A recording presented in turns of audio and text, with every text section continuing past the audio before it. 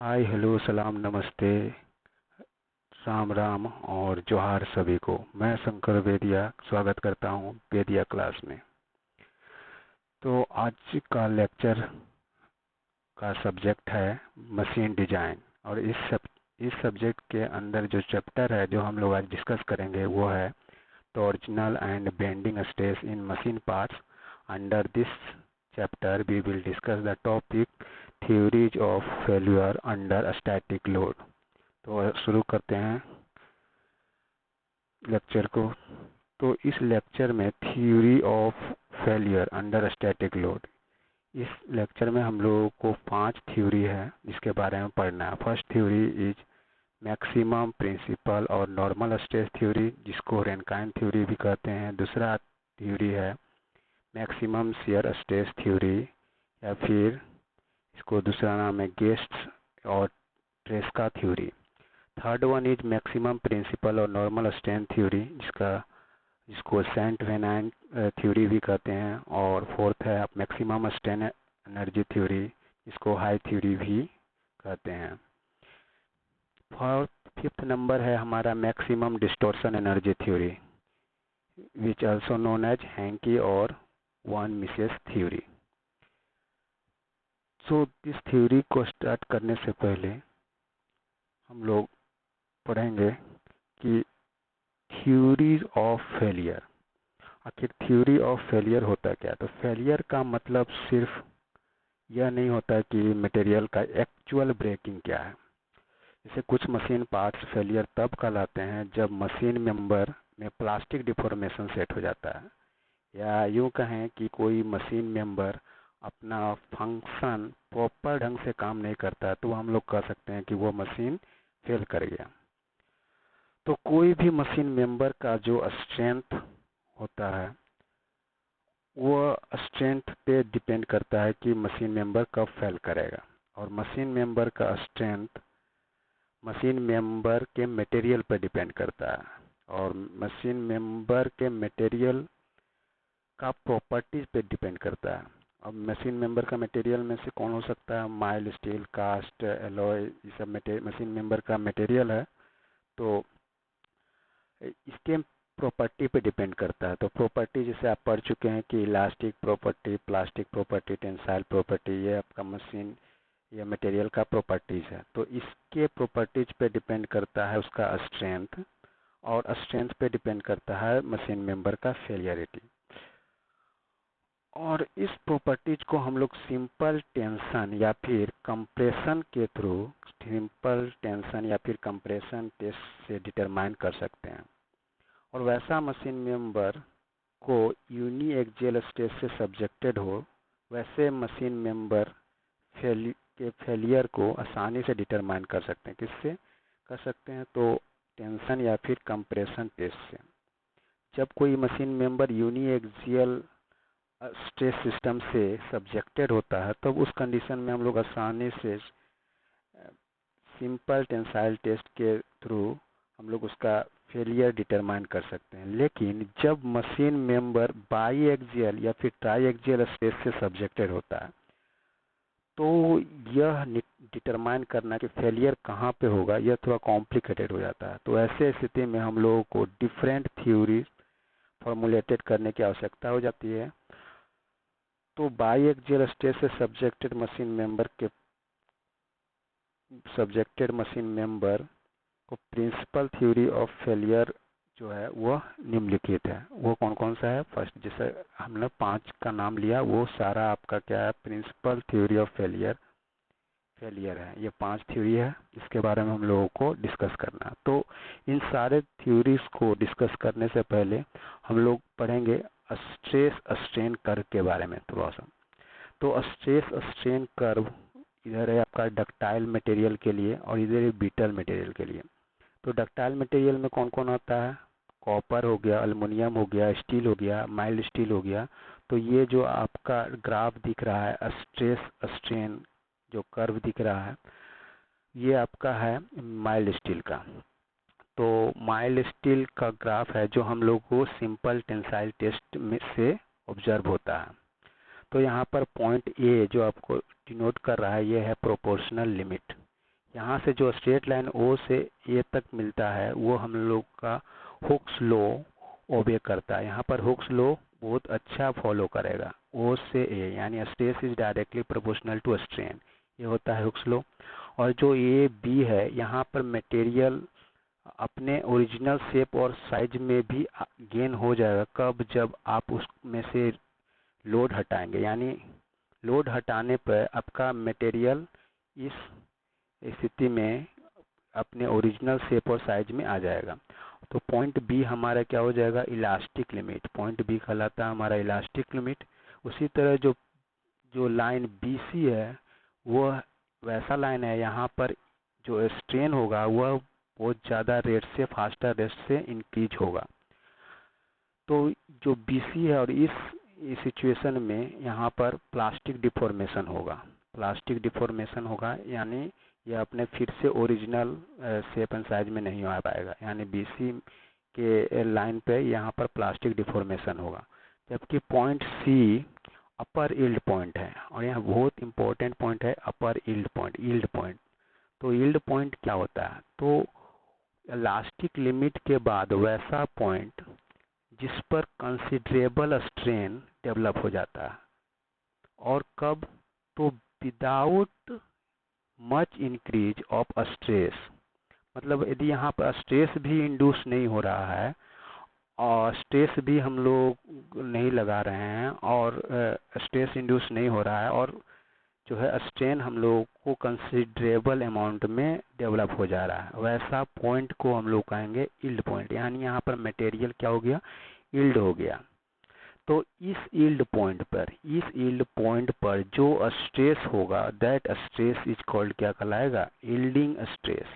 Yielding stress बहुत important है जो आगे इस थ्योरी में यूज होने वाला है, यील्डिंग स्ट्रेस। और पॉइंट डी, तो यहाँ पर पॉइंट डी क्या है? तो यील्डिंग के बाद यील्डिंग के यहाँ पर सी पॉइंट के बाद एक डी आता है जहाँ पर जो लोड होता है वो ड्रॉप कर जाता है, कम हो जाता है। स्ट्रेस कम हो गया, लोड कम हो गया तो स्ट्रेस कम हो जाता है। तो before yielding commences, after yielding commences, yielding start होने के बाद अपना यहाँ पर लोड कम हो जाता है, इसे कारण स्ट्रेस कम हो जाता है। इस पॉइंट को कहेंगे D. So at D space regain some strength, यहाँ पर कुछ स्ट्रेंथ जो है वह डी पॉइंट पर रिगेन करता है। अब हायर वैल्यू ऑफ स्ट्रेस के लिए जरूरत होगी हायर स्ट्रेन की। तो स्ट्रेन जो है कंटिन्यूअसली इंक्रीज करेगा ई पॉइंट तक कंटिन्यूअसली इंक्रीज करेगा। यहाँ पर मैक्सिमम इस पॉइंट को कहेंगे अल्टीमेट पॉइंट। यहाँ पर मैक्सिमम स्ट्रेस इंड्यूस करेगा जिससे कि मटेरियल जो है जो एक्सटर्नल लोड को रेजिस्ट कर पा रहा है। तो यहाँ पर जो इस ई पॉइंट पे जो स्ट्रेस इंड्यूस होगा वह हो जाएगा अल्टीमेट स्ट्रेस, यानी maximum value of stress that at material can resist. ये आपका अल्टीमेट स्ट्रेस। ये अल्टीमेट स्ट्रेस भी आपका आगे यूज होगा थ्योरी ऑफ फेलियर में। और जो आपका यील्डिंग स्ट्रेस, तो यहाँ पर जो स्ट्रेस इंड्यूस होगा यील्डिंग स्ट्रेस, और यहाँ पर जो स्ट्रेस इंड्यूस होगा वो अल्टीमेट स्ट्रेस। और जो नेक्स्ट एक इम्पॉर्टेंट टर्म है वो आपका है फैक्टर ऑफ सेफ्टी। तो फैक्टर ऑफ सेफ्टी क्या होता है? तो ये एक रेशियो होता है maximum stress to the working stress. ठीक है। तो यदि डक्टाइल मटेरियल के लिए, क्योंकि डक्टाइल मटेरियल में यील्ड पॉइंट क्या होगा? यहाँ डिफाइंड होता है, जबकि ब्रिटल मटेरियल में यील्ड पॉइंट डिफाइंड नहीं होता है। यहाँ पर बता नहीं सकते कि यील्ड पॉइंट कहाँ पे होगा। तो factor of safety ductile material के लिए यील्ड पॉइंट स्ट्रेस अपॉन में वर्किंग स्ट्रेस होगा, जबकि फॉर ब्रिटल मटेरियल के लिए factor of safety ultimate stress upon working stress होगा। तो ये फॉर्मूला को हम लोग डक्टाइल मटेरियल में भी यूज कर सकते हैं, क्योंकि डक्टाइल मटेरियल में आपका अल्टीमेट स्ट्रेस भी है और यील्ड पॉइंट स्ट्रेस भी है, लेकिन ब्रिटल मटेरियल में यील्ड पॉइंट स्ट्रेस डिफाइन नहीं होता है, सिर्फ आपको अल्टीमेट स्ट्रेस यहाँ पर डायरेक्टली मिलता है। तो ये था डिस्कशन स्ट्रेस स्ट्रेन कर्व का। अब हम लोग चलते हैं टॉपिक पे। तो अकॉर्डिंग टू थ्योरी, जो फर्स्ट थ्योरी है वो आपका है मैक्सिमम प्रिंसिपल और normal stress theory. Maximum principal और नॉर्मल स्ट्रेस थ्योरी, इसको जो है रेनकाइन थ्योरी भी कहते हैं। यह जनरली ब्रिटल मटेरियल के लिए होता है। तो इस थ्योरी के अनुसार कोई machine member simple tensile test पर फेलियर कहलाता है जब बाई एक्सियल स्ट्रेस सिस्टम में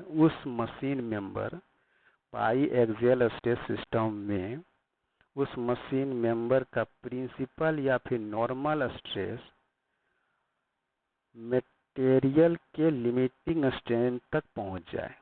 कहने का मतलब ये हुआ कि जब कोई मशीन मेंबर तभी फेलियर कहलाएगा जब उस मशीन मेंबर का जो प्रिंसिपल या फिर नॉर्मल स्ट्रेस होगा वह कहाँ तक पहुंच जाएगा। तो वह जो मशीन मेंबर है जो बाई एक्सियल स्ट्रेस से सब्जेक्टेड है, वो उस मशीन मेंबर का सिंपल टेंशन टेस्ट से डिटरमाइंड लिमिटिंग स्ट्रेंथ तक पहुंच जाए। मैंने उस मशीन मेंबर का हम लोग सिंपल टेंशन टेस्ट करेंगे और उसमें से जो डिटरमाइन करेगा कि लिमिटिंग स्ट्रेंथ इसका कितना है। यदि वह लिमिटिंग स्ट्रेंथ उस मशीन मेंबर के प्रिंसिपल स्ट्रेस के इक्वल हो जाए तो हम लोग कहेंगे कि वह मशीन मेंबर फेल कर जाएगा। क्योंकि डक्टाइल मटेरियल के लिए लिमिटिंग स्ट्रेंथ हम लोग डिफाइन कर सकते हैं। तो यील्ड पॉइंट क्या होगा, डक्टाइल मटेरियल का जो लिमिटिंग स्ट्रेंथ क्या होता है, उसका यील्ड पॉइंट होता है। तो डक्टाइल मटेरियल के केस में जो प्रिंसिपल स्ट्रेस हो जाएगा वह सिग्मा YT अपॉन FS हो जाएगा। जहाँ FS क्या है, यहाँ पर कंसीडर कर लेते हैं कि FS क्या है, फैक्टर ऑफ सेफ्टी है।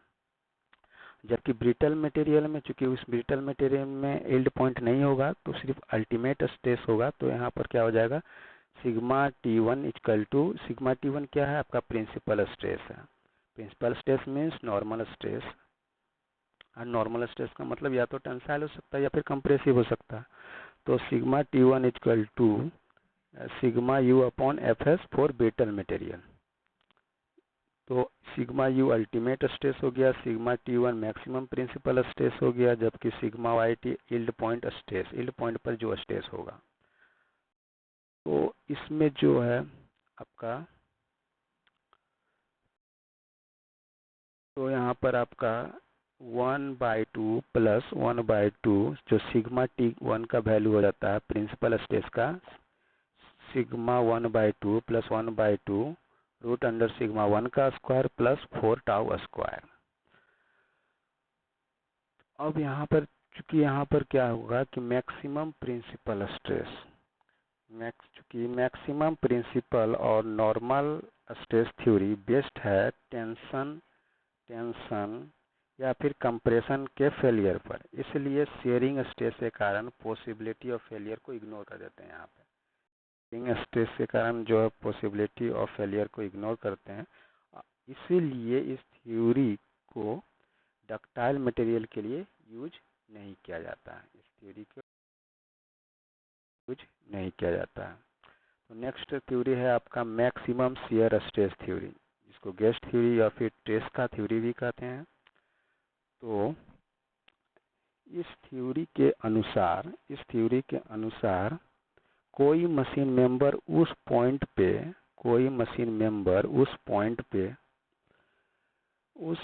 पर फेलियर होता है जब बाई एक्सियल स्ट्रेस सिस्टम से सब्जेक्टेड वह मशीन मेंबर का मैक्सिमम शियर स्ट्रेस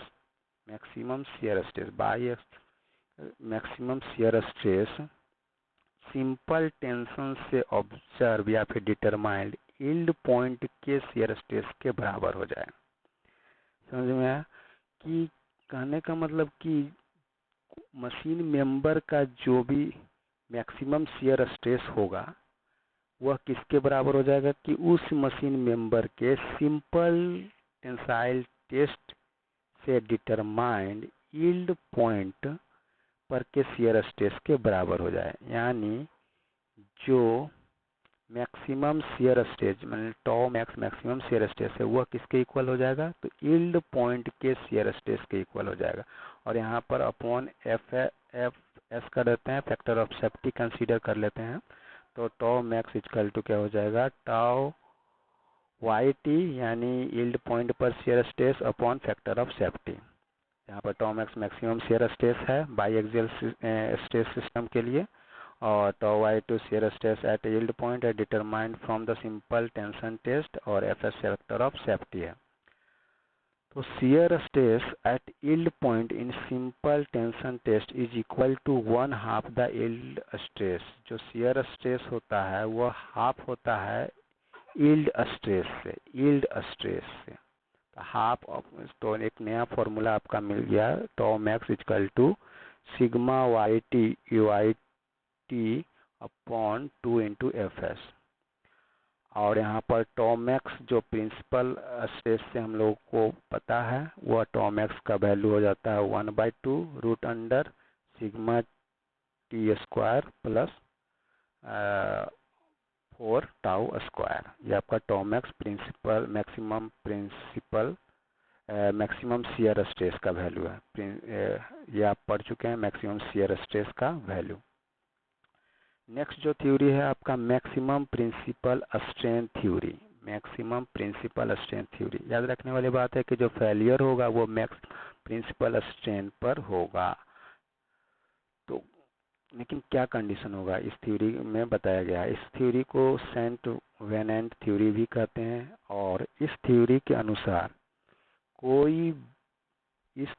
अनुसार कोई मशीन मेंबर उस पॉइंट पर फेलियर होता है जब बाई एक्सियल स्ट्रेस सिस्टम से सब्जेक्टेड वह मशीन मेंबर का maximum principal strain simple tensile test से डिटरमाइंड यील्ड पॉइंट पर के स्ट्रेन के बराबर हो जाता है। यील्ड पॉइंट पर के स्ट्रेन के बराबर हो जाता है तब उस पॉइंट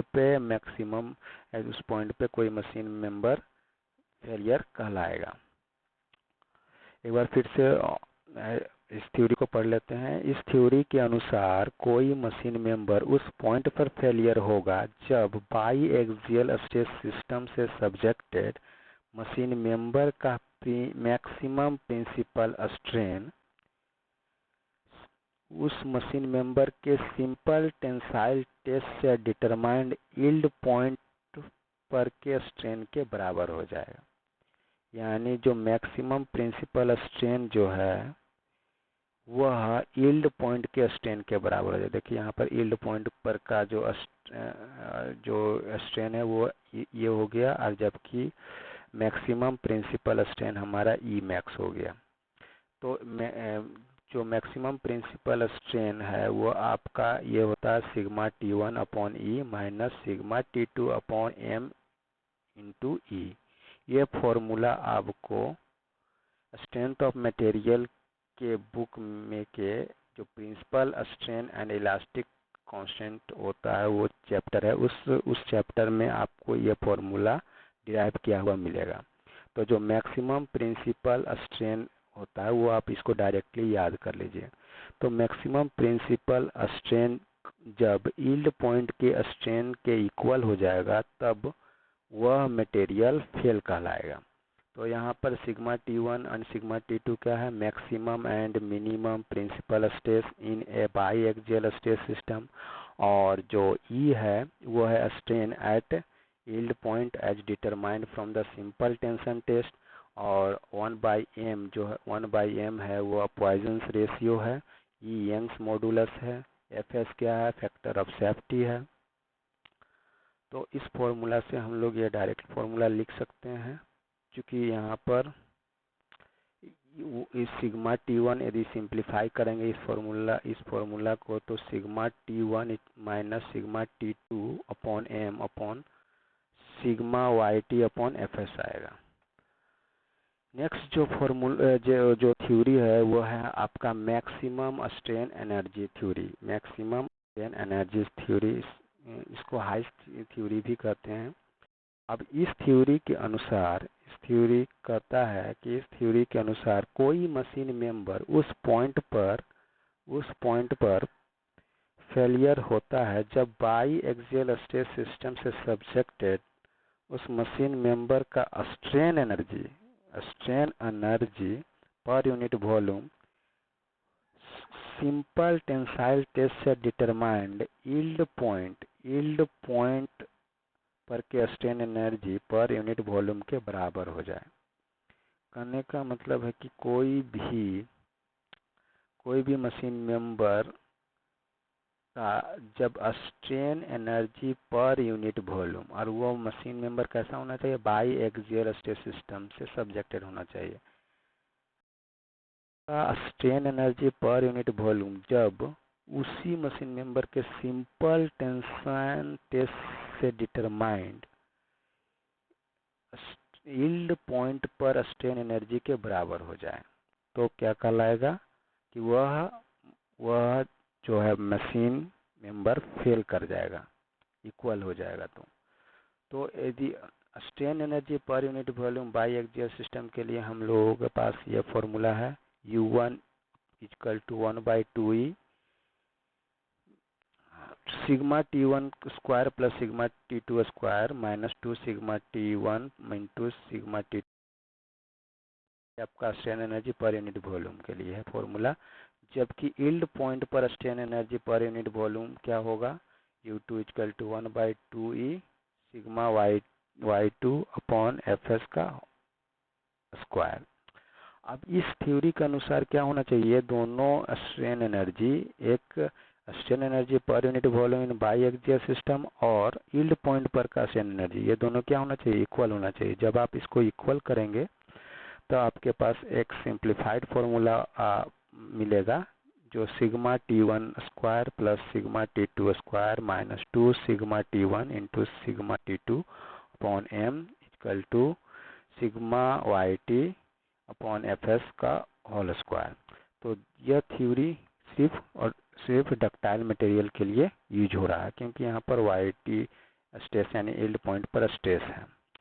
जो लास्ट थ्योरी है वो आपका है maximum distortion energy theory. Distortion का मतलब शियर, तो इसको कह सकते हैं मैक्सिमम शियर एनर्जी थ्योरी, या फिर इसका एक और नाम है Hencky and von Mises theory.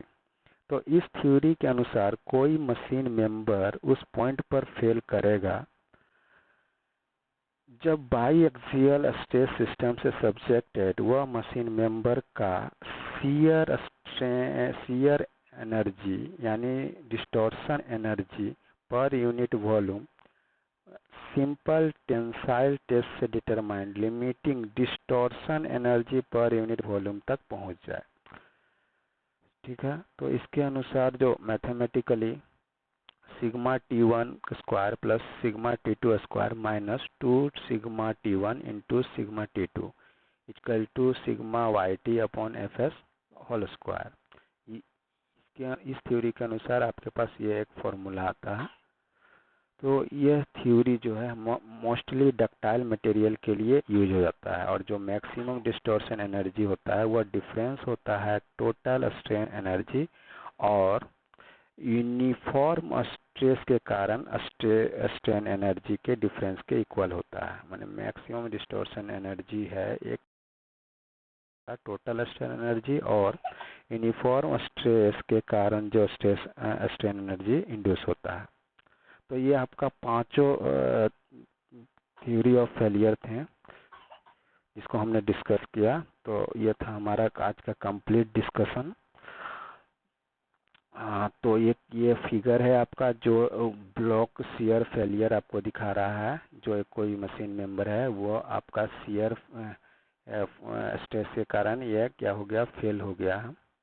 तो ये हमारा कंप्लीट डिस्कशन था। लेक्चर को समाप्त करते हैं एक लास्ट एक कोट्स के साथ। वो है आपका है, your best teacher is your last mistake, doctor APJ Abdul Kalam. यानी आपका जो बेस्ट टीचर है वो आपका लास्ट मिस्टेक होता है। यानी आप मिस्टेक से सुधार करते हैं, वहाँ से आप जहाँ से जिस मिस्टेक से आप सुधार करना स्टार्ट कर देते हैं, वही मिस्टेक आपका टेस्ट टीचर कहलाता है।